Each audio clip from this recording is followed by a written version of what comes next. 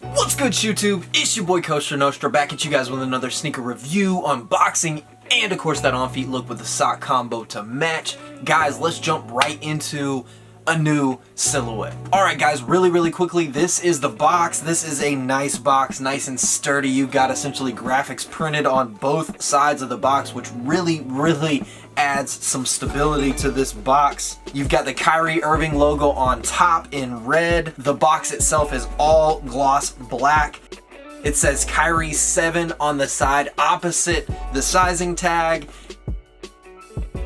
And then of course the sizing tag, guys, the Nike Kyrie 7. The colorway is black / glacier, ice, and melon tint in a size 11, retailing for an extra 10, coming in at $140 US. Most of these colorways are retailing for $130. Guys, let's check out this pair. Alright guys, there we have the Nike Kyrie 7 in the Preheat Soundwave colorway. These are super dope, guys. Really excited to get my hands on these. Shout out to my boy Jay Shoe Fanatic that actually hit me on 11/11 when these dropped. He, for whatever reason, was given access to these. I was not given access to these, which really blows me away because I've bought so many Kyries off of sneakers. But guys, when he told me it was the Soundwave colorway, I was a little bit disappointed. And then as I started looking at pictures of these a little bit closer, I actually started to feel like this might be my favorite of the 4 Preheat colorways. I really actually like all 4 of them. I know some people have sort of been dogging some of the colorways a little bit. I dig all 4 of them. I'm kind of excited to get all 4 of them. I dig some of them, of course, a little bit more than others. But these smack, guys. The colors on these are really dope. The way they blended all the colors underneath the mesh, whether it's back on the sort of heel portion of the shoe, around the swoosh, or the toe box, man, they really smacked the colors on these out of the ballpark, guys. They did a really great job. First and foremost, guys, we got a brand new silhouette, so let's talk tech. Let's talk the sort of build and construction and fit of the shoe itself. This being the 7th iteration of the Kyrie Signature line, sometimes it feels like the 7 is one of those sort of overlooked shoes, but I feel like with this shoe, the Kyrie 7, they definitely came and brought their big guns, and they're definitely making a statement with these things right from jump. The one main drag that I've heard on this shoe sort of repeatedly has been materials, and that they've maybe taken a little bit of a step back material wise from the 6s and from the 5s, and I can definitely understand where people are coming from. However, the main idea with this shoe was to make it lighter, and they definitely achieved that. This shoe is actually about 2.5 ounces lighter than the Kyrie 6s, which really suffered from being heavier than they should have been for a guard model, and especially for the Kyrie line, because of that strap that was featured on the shoe and some other aspects of the shoe. But guys, they also sort of lacked in the breathability department. This shoe, I feel like, has definitely taken that into consideration. The uppers on this shoe are extremely light and extremely thin. There's not a lot of excess padding, or really padding at all, in a lot of areas on this shoe, especially throughout the upper, with the exception of really maybe the ankle collar and the tongue itself. And of course, underfoot, there's not a lot of padding or cushioning to this shoe. The uppers itself are actually comprised of 3 layers. You've got this sort of upper mesh layer, you've got an underlying sort of reinforced mesh layer, and then you have the underlying support layer itself, which I think the idea behind it was pretty cool. Maybe the execution is lacking a little bit for some people in terms of materials on this shoe, and maybe things like overall durability and stuff like that. But I think what they were really trying to take into consideration was just to make this shoe lighter, and in turn make this shoe a lot quicker. And I think they've definitely achieved that from jump. Putting this shoe on, it's a lot easier to put on because of the lack of excess padding. It definitely feels like a lot less shoe when it's on foot, especially the uppers. And guys, even just wearing these for a few seconds, I could tell that the breathability factor on these things was increased dramatically. If you've been rocking with the Kyrie line for any time at all, especially here lately, you know that breathability and sweating in those things is definitely something that had really become a main negative to the shoe itself, and maybe honestly the biggest and only real negative to the shoe, because it does everything else so well. The traction on the line has been great. The lateral support, the lockdown support, all of those features on the Signature line have really been good for many iterations of this shoe, and the Kyrie 7 really continues that pattern. As we stated before, gone is the midfoot strap, and it's replaced by these sort of blades or TPU bands on the first two laces of the shoe. So you'll actually lace the shoe through some underlying eyelets on the actual blades themselves. Those blades extend all the way down to that Zoom turbo unit and the footbed of the shoe. So it's gonna add a lot more stability, a lot more lockdown, especially focused more on the forefoot front portion of the shoe, and definitely relative to the Kyrie 6, which of course featured that strap a little bit higher up on the midfoot. The other thing about that strap, guys, is it just wasn't the most functional strap in the world. It honestly almost needed to be slightly longer and maybe have a bigger pad of Velcro that would actually stick on the shoe, because if you wore those things on court and in a game where you're really tearing up and down the floor and from side to side, that strap really tended to come undone and get loose all the time, and you'd find yourself constantly bending down to re-strap the shoe. The traction pattern on the 6s, while it was actually one of the best features of the 6s, because the traction was so close together, it did suffer a little bit from some dust pickup on some of the indoor courts and things like that. So gone is the symbolism and sort of storytelling aspect of the outsole, and it is replaced 100% by this sort of computer generated pattern which sort of emanates out from the Kyrie Irving logo that's right in the middle of the outsole. You have all these sort of weird articulated fat grooves that are actually spaced out pretty well. One feature of that is the dust pickup on this shoe is going to be a little bit more minimal compared to some of the past iterations of the Kyrie. And I like how when you work back towards the back portion, towards the heel portion of the midsole, you can see some of that grips stacked a little bit tighter back there. When your whole foot's landing and you're really digging in and getting that heel dug in as well, you're going to get a little bit better durability and stuff from that portion of the outsole. If you really try, you can kind of move that traction pattern around a little bit with your fingers, so durability might not be the best thing when it comes to this traction pattern, especially on harder outdoor courts. However, guys, these things initially seem to hold up pretty darn well on outdoor courts. They actually seem to bite a little bit better on outdoor courts than on indoor courts, which is sort of weird, especially given how tough those outdoor courts can be on the outsoles of shoes. The placement on that Zoom turbo unit is pretty much the same, still in the forefront of the shoe, which of course is ideal. It's still something that they've chose to decorate in a different color on most of these colorways and probably will continue to do so. There's a little bit more of a return to the teeth on that midsole outsole portion right there along that Zoom turbo unit. There's actually 7 teeth right there, which of course symbolizes the Kyrie 7. Definitely makes me harken back to the Kyrie 1s and also kind of the painted shark teeth that you see on Jordan 5s. So definitely a feature that kind of draws my eye and that I dig personally. Supposedly they've tweaked that Zoom Air turbo unit a little bit and beefed it up in places on the shoe. However, it's a little bit less noticeable than the 6s from jump. When you put those 6s on and stood up, guys, you could really feel that Zoom turbo unit underneath the forefront of your shoe. It was just really thick and very evident that it was there. Not quite as noticeable with the 7s. Something you'll have to break in a little bit and kind of get a little bit better of a feel for, and once you start to play in these things a little bit more, you'll start to notice that Zoom turbo unit down below. That Zoom turbo unit, in my opinion, is pretty much one of the best options that Nike has. It would be pretty dope to see them maybe couple that with like the Zoom Strobel board or something like that to really just bring us an ultimate cushion setup from the forefront of the shoe all the way back to the heel portion of the shoe. But they've chose not to do that on the Kyrie model, maybe to keep that price point lower, or maybe just because this is the setup that Kyrie so far has kind of been requesting and kind of likes. You've got Phylon on the midsole,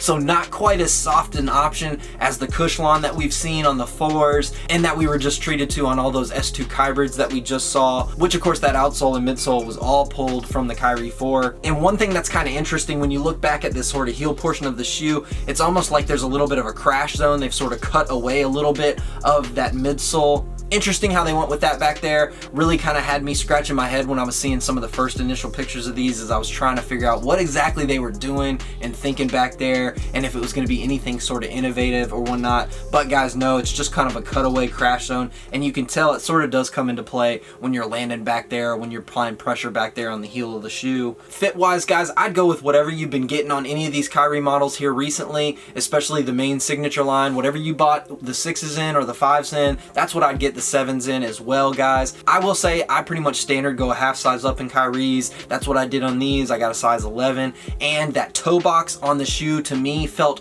a lot roomier. Maybe because that Kyrie 6 is just incredibly tight, especially in the toe box area. Maybe I should put a Kyrie 5 on just for a quick reference, guys. But to me, that toe box area in the shoe definitely felt roomier. There was a lot more room to sort of flex your toes and stuff like that. And maybe you can also lend some of that to the actual breathability and the mesh nature of the material on the upper itself. Again, something I wasn't really expecting when I put them on feet, but it was kind of a welcome change from the 6s and from what I've come to expect from the Kyrie line here lately. You've got a little bit more of a plush tongue, a little bit of a sort of weird textile pattern going all the way up the tongue itself. That coupled with all the padding that we have around the upper ankle and the Achilles, that's got a pretty nice feel to it. And honestly, guys, that's the only real padding and sort of beefy area of the upper of the shoe at all, between the tongue and all the padding on that ankle collar. The rest of the shoe feels extremely minimal, which I do like. It kind of makes me think back to some of the Kobe's of yesteryear that we all knew and loved. The shoe itself is very easy to put on with that free-fitting tongue. It features sort of a half booty to the tongue, and there's sort of like the stretchy elastic bands. So a much easier shoe to put on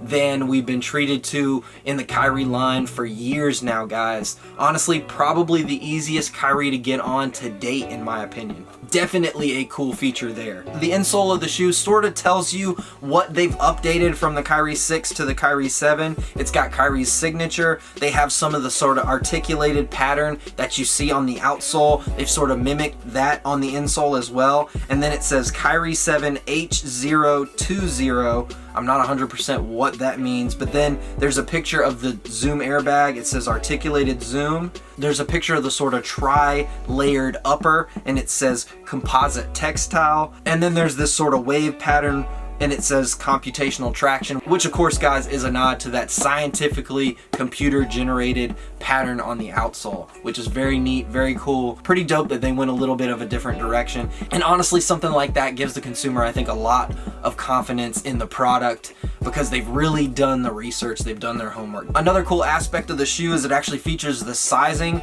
down on the outsole on the heel portion of the shoe. They actually chose to give you that in European sizing. I love the color scheme to that outsole. I love how they marbled the outsole. I think the outsole on this particular colorway might be my favorite of the Preheat colorways. Anytime they marble an outsole, especially when it's less than traditional colors and it's not just like a white marbled or a black marbled or a black and white marbled outsole, I'm usually a sucker for it, guys. It usually works for me, and it's almost one of those things that gets my money right away from jump. I love what they did with this. Between sort of the black hits, there's some very small, subtle white hits, I feel like, and then there's that sort of creamy kind of butterscotch yellow kind of color throughout, and then a few tiny little splashes of pink, kind of fuchsia. I think those really, really pop hard. It extends pretty high towards the midsole on the lateral portion of the shoe, and even higher on the medial portion of the shoe, which of course is going to allow you to roll your ankle inward and really contort your ankles in all sorts of crazy ways, which is one thing that Kyrie is really, really well known for. The two layers of mesh that sit atop that sort of structural layer of the shoe itself on the actual uppers, even though people have been knocking them a little bit, and they do maybe feel a little bit cheaper than the materials that we've been treated to here recently with some of these Kyries, I feel like aesthetically, guys, they look really, really dope. I might be a little bit in the minority about that, but guys, the patterns that they're able to create, the color combinations that they're able to create, and all the different variations and blends thereof, I think are gonna really, really make this silhouette, this signature shoe, one to remember. I mean, honestly guys, all you have to do in my opinion is look at the toe box of this shoe, and I personally fall in love with this colorway. Just amazing what they were able to do and all the sort of blends of colors that they came with right there. And guys, let's just pause for a second on this review as we keep touching on the shoe and sort of the inner layers to the shoe. And let's sort of switch back to the box, guys. One thing that's kind of cool about this shoe is how they really kind of dress the outer portion of the box. It's all business. It kind of almost fits right in line with some of the Jordan Retro box. It's just an all black and red box. But guys, once you open up the box, that's when really the craziness ensues, and you can just see all these insane graphics that are sort of mismatched and sort of thrown and jumbled all together, and you kind of get a feel for some of the ideas and design elements and thought process and stuff like that going into the shoe itself. It's just so much organized chaos inside the box, and it really kind of has this sort of graffiti-esque feel. Very, very colorful, very cool. I almost wish they had done this with the outside of the box, because it just would have looked so cool in a collection of hundreds of Nike boxes or whatever. Just to see this pattern on the exterior of the box, it definitely would make this box memorable. But I think honestly guys, having it on the inside of the box makes it memorable as well, and definitely has that sort of off-white vibe to it. Yeah guys, crazy what they did here, and definitely fits right along with the theme of a mystery box. The blades or the bands or whatever you want to call them that are featured in those first two laces and that are prime features in the actual lockdown aspect of this shoe, to me, I think they actually look really cool aesthetically. Whether you're tying this shoe tightly or you're kind of loose lacing this shoe and letting them sit up a little bit more, I think that's another really dope aesthetic to the colorway itself. So far we've mostly been treated to sort of silhouettes of the swooshes on both the medial and the lateral side of the shoe. I'm not mad at that. I think they look good on both of the shoes, and again, another sort of pop to the shoe itself. Another cool aesthetic is how all the mesh sort of creates circles throughout, and then when you turn to the actual medial side of the shoe, on that back portion of the shoe where the swoosh is located, the pattern itself looks a lot more boxy, a lot more woven. So a nice contrast there from the inner portion of the shoe to the outer portion of the shoe. I'm a little bit intrigued to see if they'll be able to sort of weave some different colors into that portion of the shoe going forward on some of these future colorways, or guys, if we're just going to be treated to solid hits right there when they decide to come with that weave textile that we see. Back on the booty portion right there, guys, we're treated to a little music note, which, guys, so far all these colorways, they've sort of fancied up that booty with a graphic of some nature. It's always kind of subtly featured this HF text right here, this time on the music note, like sort of music sheet note right there. There's some kind of infrared, kind of pinkish squiggle lines all throughout that heel. I actually really like that. I think that heel graphic looks really cool in my opinion. If you look down below, there's some text on the top portion of that outsole. It actually says, "His legacy is going to live on forever," which of course is a nod to a portion of a quote that Kyrie made about Kobe, who he considers one of his mentors and of course a good friend. Shout out to my boy Jay Shoe Fanatic for helping me out with these. At first I told him that this was probably the colorway I was least excited about, guys.